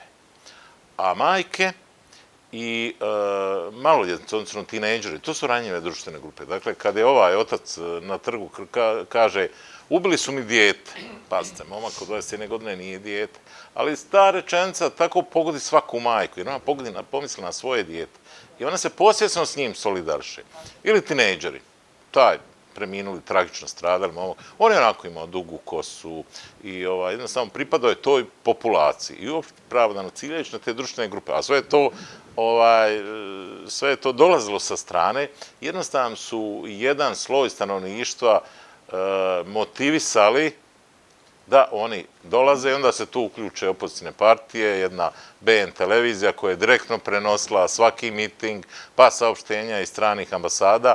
Mi smo se s tim nosili i vlast je naknadno reagovala valjano. Dakle, isprava se nisu snašli. Koliko god nije dobro uspavanost vlasti i ma to će proći, nije to ništa, isto tako nije dobro etiketiranje, jer te populacije, pogotovo ranjive društvene grupe, pogađa svaka neprilična, neodmjerena rečenica. Treba događaje pustiti da idu sami po sebi, ali neke stvari ne dozvoliti. Dakle, neka protestuju. Ali upadne institucije, tu država treba da spriječi. Znate. Stančiću, koliko su mediji krivi za sve ovo što se dešava i evo profesor je pomenuo upad u institucije. Mi smo imali nedavno ovde i pokušaj upada u lokalnu skupštinu, imamo i po gradovima onemogućavanja delovanja gradske uprave. Koliko je sve ovo zaista izgubilo kontrolu? Pa je ovako, znači nesporno je da mediji imaju jednu od glavnih uloga u ostvarivanju bilo protesta, bilo obojenih revolucija i nesporno je da mi ovde znači, možemo identifikovati na prostoru Republike Srbije mediji koji su pozitivno usmereni, orijentisani prema protestima, prema njihovim porukama, kretanju i tako dalje, a s druge strane su negativno orijentisani prema političkoj strukturi, državnoj i tako dalje. Tako da imamo, znači kada pratimo te napise u dnevnoj štampi ili televiziji, radio stanice, to se tačno može uočiti. Ali moram da kažem da je uloga medija posebno apostrofirana i kod metodologije tih obojenih revolucija, to je, kao što je kolega rekao, Gene Sharp u knjizi od diktature do demokratije, znači 99. knjiga urađena, gde je, znači, centralna uloga u tim političkim aktivnostima, političkoj akciji jeste data medija. I oni su usmereni, plasiraju informacije, propagandna je delatnost, znači tu jako izražena, takođe dezinformacije se daju određene i time se utiče na političko javno mnjenje, na političke subjekte, znači kreira se javno mnjenje u korist određene strukture, znači da li je to sad protesti, da li u korist strukture koja je na vlasti. I sad je tu borba, vidimo medijska borba, mediji koji su orijentisani prema protestima, vidimo kakve su njihove poruke, kakvi su naslovi, podnaslovi, nadnaslovi, tematika, koliko su verodostojni, kakve argumentacije i tako dalje. A vidimo i sa druge strane, znači neko napada, neko se brani i kažem u toj knjizi od Gene Sharpa, znači data je posebno naglašena uloga kod medija i jednu lepo, vi ste to na početku i pitali, ima jedna sintagma, to je William Montgomery istakao, bivši američki ambasador, i rekao je kada dođe vreme, lako izvesti obojenu revoluciju. Poruka je vrlo jasna. Znači, čeka se neki povoljan događaj, povoljna neka situacija. Nažalost, ovo je sada bio Novi Sad, je li tako? Tako, Novi Sad je bio, prethodno bio Ribnikar, pa sada je takođe, znači imamo uvođenje sankcija nisu, povoljan moment, okolnost, pa onda imamo znači, presudu suda u BiH, znači imamo nekoliko, 4 ključna događaja koja su vrlo blisko povezana i deluje se prema Srbiji, deluje se prema Republici Srpskoj i to je osnovna namera da se destabilizuju, znači ukupne te političke bezbednostne prilike, da se utiče na građanstvo, na ove dve, što kaže, ova dva prostora iz Republiku Srbiju i Republiku Srpsku kao entitet, onda imamo ponašanje življa, znači muslimanskog prostoru Bosne i Hercegovine, hrvatskog življa, pa onda njihovih političkih lidera. Imamo ponašanje predstavnika iz Hrvatske, kako oni se odnose prema ovim događanjima i tako dalje, sve to neka negativna konotacija. Ali, znači, mediji su bitan činilac kod metodologije tih obojenih nenasilnih revolucija, protesta i tako dalje. I šta je tu bitno? Znači, kada je Montgomery rekao, kada dođe vreme, lako izvesti, jeste. Znači, prvo se gledaju uslovi. Uslovi mogu biti povoljni ili nepovoljni. Mogu biti društveni, politički, ekonomski, socijalni, unutrašnji i spoljni za kreiranje i izvođenje obojenih revolucija.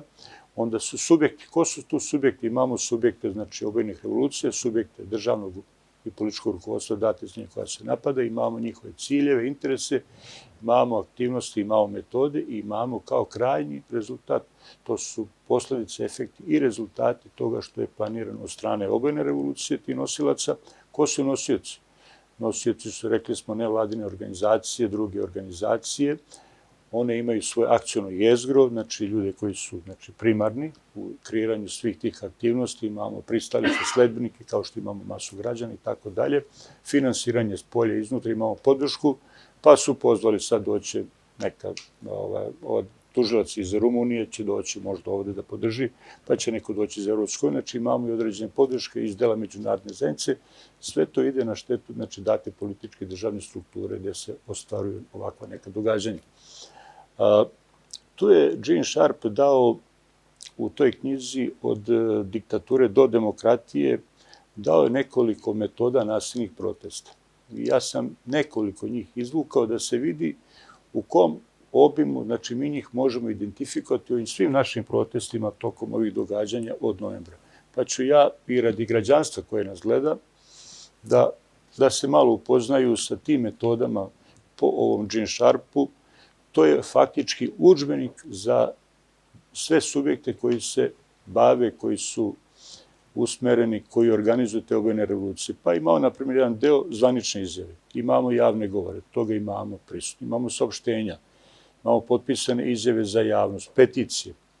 Pa imamo, na primjer, pritisci na pojedince, saletanje zvaničnika, izrugivanje zvaničnika, bratimljenje, bdenja, pa upotreba drame i muzike, skečeva, šale, pa imamo povorke razne, marševe, parade, motorizovane povorke, odanje počasti mrtvima, političke žalosti, demonstrativni pogrebi, pa imamo kod komunikacije kao jednog podmodela razni slogani, karikature, simboli, transparenti, posteri, nosači zvuka, pa imamo simbolične javne činove, u tu kategoriju spada isticanje zastava i simboličnih boja, nošenje simbola, simbolično osvetljenje, simbolični zvuci, pa imamo javne skupove, skupovi protesta, podrške, protestni mitinzi, pa imamo povlačenje i odrecanje kao podkategorija, demonstrativno napuštanje nečega, nekog događaja, čutnja, okretanje leđa, ignorisanje.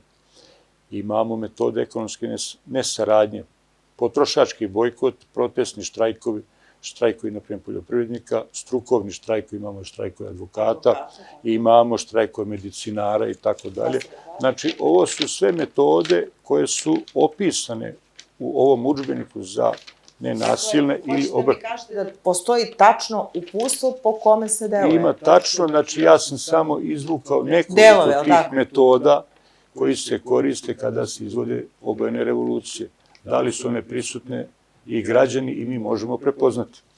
Imamo, na primjer, sljedeća metoda odbacivanja autoriteta, uskraćivanje lojalnosti, uskraćivanje javne podrške, pa onda nesaradnja sa državnom upravom, bojkot izbora, bojkot državnih organa, neprihvatanje nekih zvaničnika koji su imali neke pozicije, pa onda imamo, na primjer, građanske alternative neposlušnosti, neposlušnost najširih slojeva, imamo i prisutno, na primjer, nevoljno i sporo povinovanje nekim odlukama državnih ili političkih organa, odbijanje da se prekine skup, protestno zauzimanje nekih prostora, imali smo pokušaj da su zauzeli nekoliko, znači protestanti su, da kažemo, uslovno zauzeli u nekim opštinama, ušli su u opštine nasilnim putem i tako dalje.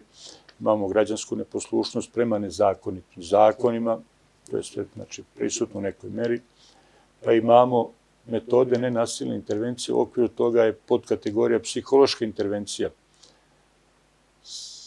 samo izlaganje elementarnim nepogodama.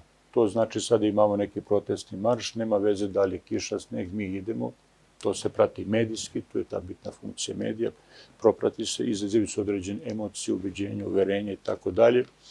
Imamo nasilno šikaniranje, post, pa onda imamo fizičke interakcije, protestno sedenje, protestno stajanje, protestna vožnja, protestna molitva, utapanje u sam događaj, nenasilna obstrukcija, nenasilna okupacija, pa imamo, na primjer, metod političke intervencije, da se preopterećuju administrativni sistemi sa nekim porukama, zahtevima, pa imamo da se otkrive identiteti tajnih agenata, primjer, ova strana koja se brani govori da neki profesor iz Novog Sada je možda agent Hrvatske obavještajne službe, ne mogu da setim imena, traženje kazne zatvora za ljude koji su odgovorni za ove tragedije, građanska neposlušnost prema nezakonitim zakonima, nepovinavanje, to smo rekli, dvojni suverenitet, paralelna vlada, znači pokušaj da se oformi ekspertska vlada i tako dalje. Da, to se pominje već mesec dana unazad. Tako je. Htjela bih sad samo još da vas pitam, kad ste već to pomenuli, krvave su vam ruke, rečenica koja se izgovara svakodnevno i, dakle, taj kult odakle je došao?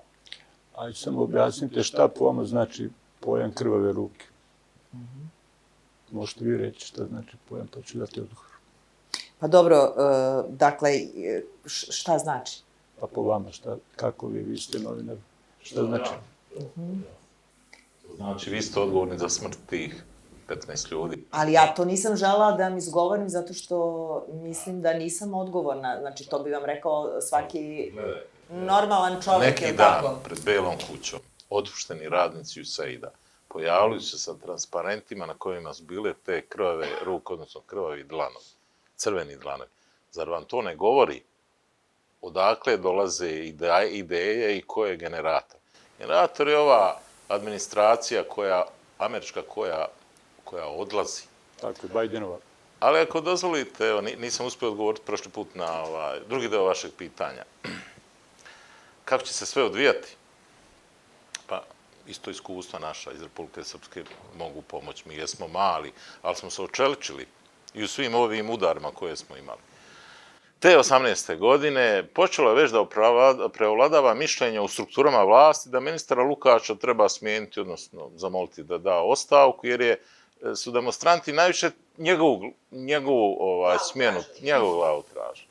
I ja sam tad otišao do ove gospođe Cvjanović, ona je bila predsjednik vlade, i rekao je, vidite, rekao, moramo čuvati Lukača kao oči u glavi, jer ako njega sklonite, vi ste sljedeći, a znamo ko je glavni cilj, a to je predsjednik Dodik. Dakle, ja sam kao lični prijatelj Lukač to rekao i kao neko ko je procenio kako će stvari odvijati. Dakle, nema ustupaka, njima ustupci ništa, su samo generator za traženje još većih ustupaka. I koliko vidimo ovdje u Srbiji, pala je vlada. To je neki ustupak. Da li je to bila greška? Ja mislim da jeste. Ovim što protestuju, što organizuju protestuju, nova vlada neće ništa značiti. Oni će da nastave. Čak mislim da će na ljeto dođe do kulminacije i da će se stvari odvijati sve do novih izbora.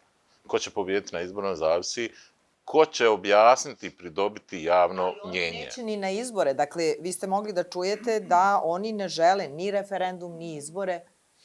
Pa ono što ja čujem u razgovorima sa profesorima Beogradskog univerziteta koje poznajem, Predsjednik je ponudio tu opciju. sa svojim studentima koji su opet u kontaktu sa studentima Beogradskog, oni zahtjevi baš studentske studenta, a ovi protesti imaju jednu specifičnost. Mi govorimo o obojenim revolucijama, ali ovdje su studenti izašli najviše i to je da oni traže da institucije funkcionišu. Ministri, ministarstva, da se smanji korupcija, da se smanji nepotizam i tako. I mislim da Srbija sad sa zakašnjenjem, ali pravovremeno reaguje ovim akcijama suzbijanjem korupcije, odgovornih i tako dalje i tako dalje. Ali šta želim reći isto, pošto su studentski protesti uglavnom, oni su prirodna pojava. 68 su bili studentski protesti. Pa su se poslije, znam, 89 u Sarajevu bili studentski protesti. Pa onda 90. godina su studentski protesti. Dakle, svaka generacija ima svoje proteste i treba to tako i posmatrati. Opozicija nije iskoristila studente, zar Ivanka nije rekla, govorim o rektoru, dakle, zar nije rekla, vi ste svoje odradili, sada se pomerite, nastavit ćemo mi. Opozicija nastoji da ih iskoristi. I vidimo da ih studenti odbacuju, ali ovi su prevejani su pojedinci. Drugo, spominjali ste mediji. Pa mediji su danas strateški bombarderi u političkom smislu. Evo ja sam sinoć došao u Beograd i gledam N1. Kod nas u Republike Srpskoj nijedan javni emitter ne prenosi tu televiziju. I sinoć jutros postoji samo jedna tema. Studentski protest u Nišu i tako dalje. Prebaci na neku drugu televiziju iz te teme, ali na drugi način se prikazuju i tako dalje. Ono što sam vidio, mislim, primjenjuje se tehnika obojene revolucije. Dakle, to je ono, ako držite miting, pa samo sve se svodi na slušanje govornika, to neće zainteresovati, pogotovo mladi.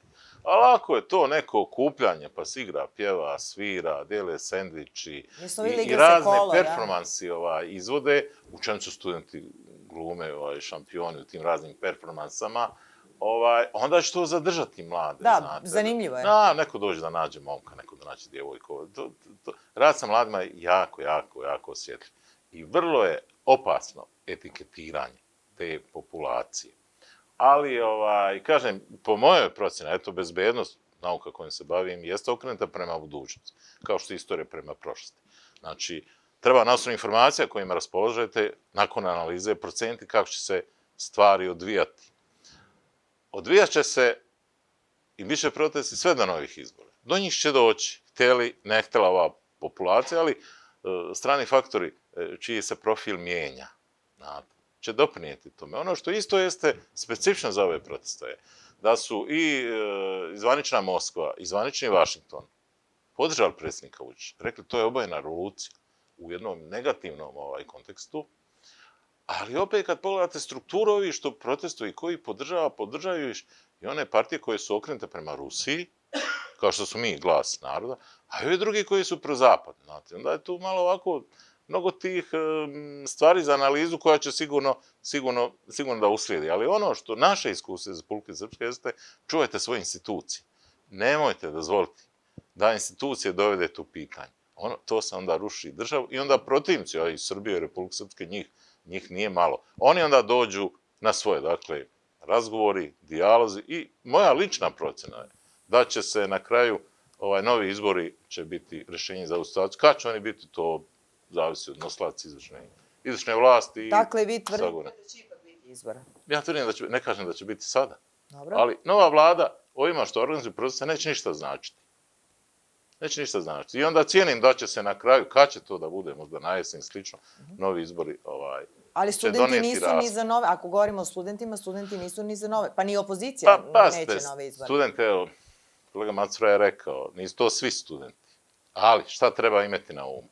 Istorija je puna primjera, kad manja grupa, a dobro organizovana i s jakim političkim motivom, može da postigne svoje cilje. Pa konačno sve te socijalističke revolucije i u Rusiji, pa i u Jugoslaviji, izvele su manje grupe, pa nisu komunistički pokret ne imao toliko pristalica, ali u određenim istorijskim okolnostima, kao što je rat, okupirana zemlja, slična je bila situacija u Rusiji, došli su na vlast. Prema tome, i obojim revolucijama uvijek je to neka manja grupa. Pa na Mejdanu, Kijevskom trgu, jeste bilo 20.000 protestanata u nekom momentu, ali za 50 miliona stanovnika Ukrajine nije to bilo puno. Pa, Sa bezbednostne strukture, vas pitam. Da ste, 5. oktobru je bila jasna podrška zapadnih centara moći, prvenstveno Sjedinjenih država, da se sruši vlast u Srbiji. Dobro. Mi ovdje nemamo tu situaciju. Zapadni centri moći, pa istočni, oni podržavaju predsjednika Vučića. Oni ne osuđuju. Znači, ja ne mogu to da poistovjeti. Ali... Je činjenica da protesti ne prestaju. Ali tehnike koje se primjenjuju u organizovanju protesta jesu tehnike obojene revolucije. Dakle, ja ne bih tu povlačio paralele, jer i istok i zapad podržava vlast u Srbiji, ali postoje neko nezadovoljstvo. Treba sagledati korene, izvore nezadovoljstva i reagovati. Recimo, ovo suzbijanje korupcije, pošto su to najčešće optužbe, se rješava tako što morate ljude koji imate dokaze, ali objasniti ovima što procesuju da sudski proces, pa nećete vešati ljude na trgu. Znači, radi policija svoj dio posao, pa tužilaštvo, pa optužnica, pa suđenje, pa to zna da potraje po godinu, dve i tako dalje. Znači, objasniti kako funkcioniše država. A to više posao profesora, nego li nosilaca izvršne vlasti, dakle, profesor ustavnog prava, pogotovo su oni tu pozvani da objasne i tako dalje. Znači, razgovori, dijalog i mediji, javnost, pridobivanje javnog mnijenja i do konačno, to je moja lična procena, da će na kraju izbori kad god budu održani, da će oni ovu situaciju raspetiti, a isto tako odnos velikih sila. Ponavljam ono što sam rekao na početku. Odnos Trumpa i potpredsjednika Sjedinjenih država prema Zelenskom, nije to samo odnos prema njemu, to je odnos prema ratu u Ukrajini, to je odnos prema Evropskoj uniji, to je odnos i prema Srbiji. Bar prema Balkanu, svemu ovome što mi nazivamo Zapadni Balkan.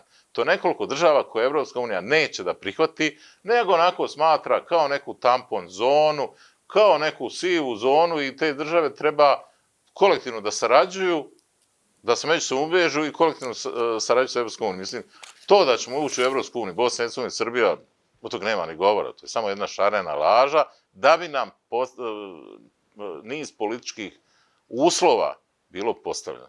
Prema tome, to kako je Trump se odnosio prema Zelenskom, govori da će ovaj Zapadni Balkan, možda ceo Zapadni Balkan u geografskom smislu, biti prepušten silama istoka, a to su Rusija i Kina. Profesore Macura, jel se slažete sa ovim izlaganjem? Slažem se uglavnom. Kažem iskreno, moje mišljenje je studenti su edukovani. To neosporno, ne mogu oni svoj softver da izgrade, a da neko nije, kako da kažem, edukovao i kroz neka 4i. Oni imaju ideje. Ideje svakim danom sve nove i nove Imaju investicije koji prate te ideje i svesni su da treba da onesposobe infrastrukturu i na kraju im je ona četvrta i institucije. Jer oni već na sve institucije imaju nameru, infrastrukturu su postigli po celoj državi, investicije imaju, ideje imaju, sad su ostale još šta? Institucije. Da li će institucije reagovati kako treba ili ne treba, moram priznati, vrh siguran sam da ima informacije dovoljne o svemu ovome i on će početi da deluje ili će institucije početi da deluju ne bi li se oni opametili, jer na ovaj način očito idemo usko grlo gde neko mora da kaže, lepo je to rekao naš predsjednik, pobedili ste. Evo, dobili ste to što ste hteli.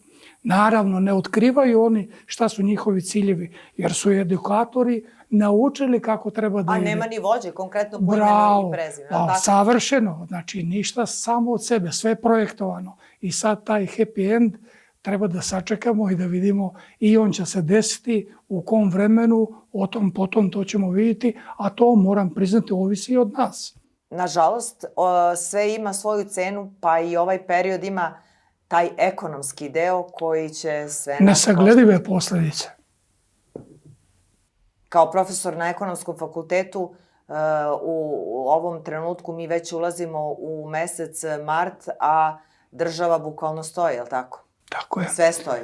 I zato smo rekli nova koncepcija afirmacije, razvoja i afirmacije države i nacije. Očito da treba nešto novo stvoriti, njima ponuditi, jer nisu oni toliko baš pametni da ova naša veća druga strana ne zna bolje. I tu treba raditi tako brzo, jer rekli smo na početku, radi turbo sistem. Svaka naredna godina je maltene ne liči na prethodnu. I to je suština. A neće ni oni biti to što su sada. I kod njih dolazi do sazrevanja ili ko zna šta još iza svega stoji. Bližimo se kraju emisije. Profesore Ćeraniću, šta je rešenje zapravo? Mi vidimo najavu, nažalost, novih protesta. Posle Niša ide Beograd. Posle Beograda šta? Cilj. Mislim da sam delom odgovorio na to vaše pitanje, a koliko ja vidim da... Da li će to država da dozvoli? Organizatori ovih protesta su vrlo vešti. Dakle, marš prema Nišu i to je cilj animiranja juga Srbije, unutrašnje Srbije, medijskim praćenjem svega toga, kako bi se onda na kraju u Beograd, jer tu se sve rešava, organizuje jedan veliki protest i tako da je. Ono što mene brine ne jeste najava razapinjanja velikog broja šatora, to podsjeća na Majdan, na Kijevo. I zauzimanje raznih institucija. Pa Skupština je tu u prvom planu, vjerojatno i rezidencija predsjednika, ali Skupština je ta koja je uvijek meta svih obojenih revolucija. Dakle, ono što me brine jesu razapinjanje šatora, šta tu će onda ljudi da spavaju. Dolazi malo toplije, lepše vreme i to će onda da traje, a svaka asocijacija na Ukrajinu, na Majdan je tragična. Znate, tamo su počeli sa šatorima, sa sedenjem, s ovim, s onim i onda incidenti. Ko je pucao, čiji su bili snajperisti, mi ni dan danas nema odgovora. Pa ja samo da podsjetim, 1992. rat u Bosni i Hercegovini je počeo tako što su bili sindikati organizovali proteste pred Skupštinom Bosne i Hercegovine i onda je nečiji snajperski hici su nekog ubili, nekog ranili i to je bio početak rata. Optužena je bila srpska strana, oni su provali ta druga strana u Hotel Holiday Inn, pohapsili one predstavnike SDS-a koji su tu bili, ali nikad nismo dobili odgovor ko je pucao. Srpska strana je nakon utvrdila da u stvari sa muslimanske strane su došli ti snajperski hici, da je jednostavno bilo planirano da puca na protestante i da to bude okidač za neki građanski rat i tako dakle. Dakle, ono čega se plašim jeste svako poređenje sa Majdanom, šatori i tako dalje i tako dalje. Ono što jeste mora se više javno govoriti i objašnjavati, ali je potreban jedan široki front u jednom političkom smislu, institucija, ljudi, svih ministara, da ukažu šta misli, da objasne stanovništvu i da naravno a bilo dovoljno vremena da se napravi analiza šta su to zaista neki opravdani zahtjevi. A to je borba protiv korupcije i na tome vidim da se radi i ne treba stati. Dakle, svako onaj koji je zavukao ruku u državni budžet, svako onaj ko se obogatio na narodnoj nevolji, on treba da odgovara. Profesore Tančiću, vaša poruka? Pa evo, moja poruka je da ovde očigledno imamo metodologiju obojenih revolucija koja se primjenjivala na prostoru Srbije 2000. godine, na prostoru Ukrajine, Euromajdan, na prostoru Gruzije i drugih ovih država postsovjetskog prostora. Ovo sad, kao što reče kolega Ćeranić, najavu postavljanja šatora i kao mogućnost jedna pretnja, što je realno, što može da se desi, da se postavi takođe neko ko će da iz snajpera gađa deo mase, da se izazove incident. To ne treba isključiti kao mogućnost, ali ja smatram da postoji prostor da se šire te strukture državne političke, znači sednu i razgovaraju sa ljudima sa protesta. Ukoliko postoji nezadovoljstvo, na primjer, oko procesuiranja određenih lica vezano za tragediju u Novom Sadu, onda tu treba ići bez milosti. Treba procesuirati sve što treba da odgovara i to je način kako da se pokaže i ljudima u Srbiji, ali i u svetu, znači da mi bez milosti suzbijemo korupciju, sve te koruptivne radnje, negativne te posledice koje osjećamo svi i da se na jedan normalan razgovor, razuman, kroz pregovarački proces, znači tu nema sujete, otvoreno pričati i faktički dovesti ponovo u stabilno stanje u državu da radi svoj posao. Ja mislim da je to moguće, samo je pitanje mudrosti, taktičnosti i da u tom kontekstu i treba voditi političke procese u narednom periodu. Profesor Macura, poruka vaša za studente i đake, evo da kažemo. Ja da vam kažem iskreno, svaka apoteka ima leka, pa i za njih ima leka. Samo ga treba pronaći i adekvatno primeniti. Profesore Ćeraniću, jesmo li bezbedni? To je malo široko pitanje. A i nezgodno. Ja sam već rekao da Srbija ima institucije, ima specijalizovane službe i dobru policiju koje brinu o bezbednosti Srbije i u tom smislu mi možemo biti mirni, ali isto tako da je Srbija na udaru različitog tipa i nasilja i ove tuđe meke moći i to tako takođe stoji. Mislim da više nema onih incidenata tipa da neko autom se zaleti u demonstrante i one neke neformalne grupe da tuku studente i tako dalje. A imali smo i različite performanse. Baš. Ima različiti, mislim da primjena nasilja, bez obzira jedne ili druge strane, da ona za sada neutralisana, ali da se ključne bitke odvijaju u javnom prostoru i jednostavno jedna borba za umove, odnosno za javno mnjenje, da je ona u toku. Dakle, ja mislim da ovih primjene nasilja to država neće dozvoliti niti nikome ovdje u Srbiji, ali ovo ugrožavanje, pazite, ovo kleveta je kod nas u Republici Srpskoj krivično delo. Znači, to preko društvenih mreža i ovog onoga, na tome, mislim da to neće prestati, da bi tu moglo da se nešto uradi u smislu kvalitetnije, jer znate, i kad neko preko društvenih mreža vas povredi, vas, porodicu, zaboli to. I može da dovede... Nikakvih sankcija. I može da dovede do tragedije. Oni su mali slučajeve samoubistava tinejdžera zato što je bio ismijan preko društvenih mreža i tako dalje. Dakle, internet, on jeste javni prostor. Za kraj. Za kraj, ja želim... Jeste li vi optimista? Evo da vas pitam ovako kao neko ko dugo godina... Evo ovako, ako analiziramo... Ja mislim jeste optimista. Jesam, ako analiziramo događanja, znači od 5. oktobra, buldožer revolucije, pa ove ružičaste, naranđaste, pa Euromajdan. Koliko je za Srbiju, izvinite, ovaj sadašnji trenutak možda teži u odnosu na prethodne ili možda i nije? A nije teži, kao što je rekao kolega Ćeranić, znači mi ovde u međunarodnoj zajednici imamo objektivnu podršku, znači od strane predsjednika Trumpa, od strane Rusije, predsjednika Putina i drugih nekih međunarodnih zvaničnika, za razliku, na primjer, kada je bilo 2000. godine, mi smo imali potpuno suprotnu orijentaciju, znači Zapad, oni su bili protiv politike Miloševića, SPS-a i tako dalje. Mi sad imamo tu neku povoljniju poziciju, došlo je do promene, znači u toj međunarodnoj zajednici, geopolitičkim tim odnosima i ja mislim čak i da je došlo i do određenih podela interesnih sfera, da će ovaj deo Balkana i tako dalje potpasti pod ruski uticaj, da je to nama možda jedna komparativna prednost. Vidjet ćemo visoka politika, ali ja sam ipak optimista.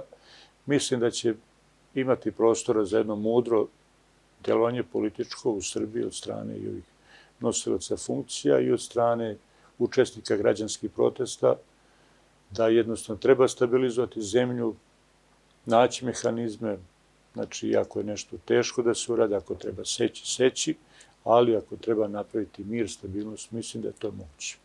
Jel imate utisak da smo podeljeni kada sednete da razgovarate sa vašim kolegama, sa studentima, sa komšijama, sa prijateljima? Znate kako, to sve opet zavisi koje medije čitaju i gledaju. Ako gledaju N1, Novu i tako dalje, onda mi imate određene poruke informativne tako dalje, koje su usmerene s jedne strane, opet je druge novine s druge strane. Mali broj ljudi verovatno odgleda i jednu i drugu stranu, pa neki objektivni stav, ali generalno nikom nije dobro, nikom ne treba nikakvi sukob, nikakvi ratovi. Pokazalo se i ratovi na prostoru i 90. godina, što kaže, nije doneo dobrom narodu. Nijedno. Velika materijalna razaranja, veliki ljudski gubici. Ja mislim da smo se mi svi skupa, i muslimani, i Srbi, i Hrvati, da kažemo uslovno, opametili, da ljudi treba da žive u miru, slozi, da se brinu, da zarade, da žive, da decu školuju, da je to nama suština i da mislim da u tom kontekstu ima prostora. Teško je prognozirati, ali za svu trojicu pitanje, kada mislite da bi Srbija mogla da se stabilizuje? Profesor Macura, evo prvo.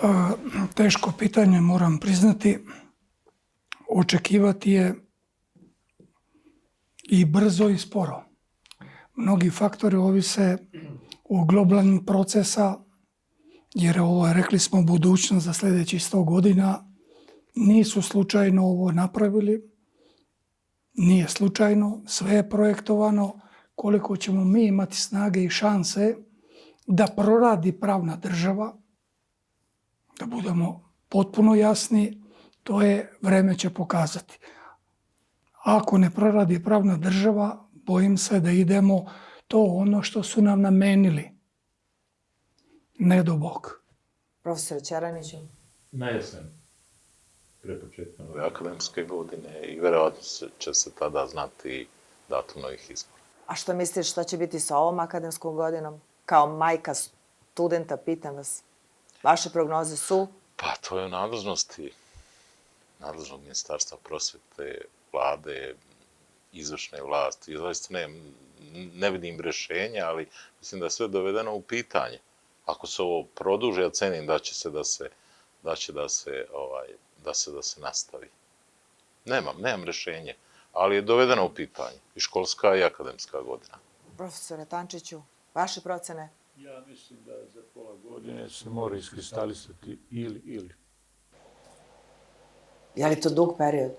Nije. U odnosu na neke druge države? Nije dug period. Sve može. Samo Samo pitanje taktike, strategije, diplomatskog odnosa, pristupa. Treba razgovarati i treba pregovarati. To je suština. Ja sam uvijek govorio, znači kakav god problem bio u pojedinačnom životu ili neka kolektivna dimenzija, grupna dimenzija, treba sesti i razgovarati, bolje 100 dana pričati, razgovarati i rešavati probleme, nego ulaziti u neke sukobe. Nisam vas to pitala, dugo sam i razmišljala da li da vas pitam, ali evo sada, da li je ovo taktika predsjednika Aleksandra Vučića da ne reaguje? Iz tog razloga. Ovako, znači imamo u početnoj fazi, znači posle tragedije imali smo nesnalaženje ovih državnih i političkih struktura, to je moja objektivna ocena. Vidjeli smo prekomernu upotrebu sile, procesuiranje učesnika protesta i tako dalje. pa su imali i neke aktivnosti stranih nekih struktura, što kaže, ne iz strukture vlasti, reakcije studenta, izazvanje revolt kod studenta, gnjev, i onda se spustila lopta i mislim da se spustiti lopta može i ovo što se dešava, sada policija čuva protestante, učesnike protesta, znači idu kola policijska, tako i treba. Znači mora da se ide mekanim pristupom i na mekan način da se razgovara i pregovara. Vrlo osjetljivo i nezgodno pitanje, ali evo moj odgovor glasi da je tokom ranijih protesta nakon one tragedije u osnovnoj školi Vladislava Ribnikar, kad su također bili protesti, mislim da se tada vlast bolje snalazila. Bolje se snalazila u smislu da su protesti, naravno, dozvoljeni, nije i policija ometala i tako dalje, ali kada su protestanti zauzeli onu novu željezničku stanicu Prokop, došla je policija i oni su otišli. Nije bilo primjene sile, ali država nije dozvolila da se ugrozi vitalna infrastruktura. Tokom mojih protesta sve je dozvoljeno. I to građani zameraju. Da li ste Naravno da zameraju. upoznati sa time? Čuli ste i vi, je li tako? Pa, mislim, eto, bavim s tim obojenim revolucijama, već je to desetljeće. Mislim da država ne smije dozvoliti da vitalni infrastrukturni projekti budu ugroženi. Znači, televizija, rezidencija predsjednika, Narodna skupština. Gleda Narodna skupština kao ona koja je uvijek meta obojenih revolucija, jer oni upadnu u skupštinu i kažu ovo je Narodna skupština, mi smo narod i tu je kraj. Odnosno početak, bezvlašće. Bilo je pominjanje čak i zauzimanja aerodroma. Pa to država ne smije da dozvoli. Znači, ja o tome govorim sa najboljom namjerom. Profesore Macura, mislim da ste vi možda ovdje večeras najradikalniji. Ovdje zajedno sa mnom sa tim nekim vašim lekovima. Što biste rekli da svaki problem Svi ima problemi se mogu rešiti. Možda je već kasno govoriti oko tih stvari. Iskreno rečeno, ne treba se libiti šta je njima krajnji cilj i šta bi želeli. Da li bi ovo jedna Francuska dozvolila? Naravno, sve druge države, verovatno, ako je verovati gospodinu Vučiću, koji ima daleko više informacija nego svi mi, i ako je uspešno vodio ovu, da kažemo, spoljnu politiku, približio je sile sveta, uveren sam da će i ovdje naći rješenja. To što bi mi možda malo hteli brže ili sporije ili to ćemo da vidimo. Vrlo je teško govoriti na pitanje. Ja moram priznati, ako je istina to što pripremaju za 9. marta, ako bi to bio krajnji cilj, to bi bilo idealno rješenje i za studente i za decu da se vrate u školu. I svi se nekako pitamo zašto je to bila Srbija ovoga puta. Pa to su te geopolitičke strategije koje se vode. To je budućnost za sljedećih 100 godina. Ajde da budemo iskreni, neće ni Italija svoje zaboraviti i Orban neće svoje zaboraviti. Kao i svi drugi koji imaju svoje ideje i šanse, samo da ne dođe do onoga najgorega. Brat na brata. Postoji možda nešto što vas nisam pitala ove večeri, a da biste poručili građanima Srbije? Profesore Tančiću. Živjela Srbija. Treba da se stalno vraćamo našim tradicionalnim vrijednostima, a to su vrijednosti Svetosavlja. To je naša pravoslavna crkva. I kad sam dobio poziv od gospodina Tančića da dođem u Kraljevo i gostim našoj televiziji, ono što me posebno motivisalo je da je to prilika da posjetim manastire Žiču i Studenicu, gdje nisam bio, a odavno želim da dođem. Prema tome, ne vratimo se, nego u pravoslavlju, u Svetosavlju su naše najvažnije vrijednosti, nama kao Srbima. I to je moja poruka. Hvala vam najljepše na ovom večerašnjem gostovanju. Nadamo se da će po nekim vašim, da kažemo, prognozama to biti, ako sam dobro shvatila, septembar mesec ili ti nova školska godina. Ja sam u pravu? Ja sam to već i izneo, dakle, pre nove školske godine.